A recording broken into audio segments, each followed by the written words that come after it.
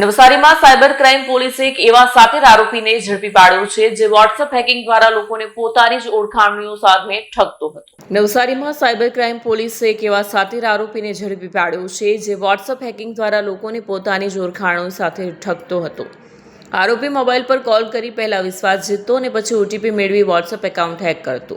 Hack કરેલા account પરથી તે વ્યક્તિના સગા સંબંધીઓને મેસેજ કરી તાત્કાલિક પૈસાની જરૂર બતાવી ગૂગલ પે મારફતે પૈસા ટ્રાન્સફર કરાવી લેતો।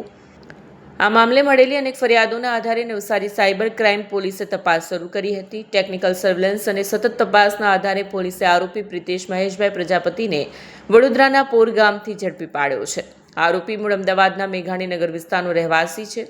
પોલીસ તપાસમાં વધુ એક ચોંકાવનારી માહિતી સામે આવી છે કે આરોપી સામે અગાઉથી જ આશરે 12 જેટલા ગુનાઓ નોંધાયેલા છે। આરોપી ખાસ કરીને 9558843906 નંબર પરથી કોલ કરીને લોકોને ભૂલમાં મૂકતો, પોતે ટ્યુશન ક્લાસમાંથી બોલું છું તેવી બનાવટી વાત કરીને વોટ્સએપ અપડેટ કરવાની જરૂરિયાત બતાવી ઓટીપી મેળવી લેતો અને બાદમાં એકાઉન્ટ હેક કરી ઠગાઈ કરતો।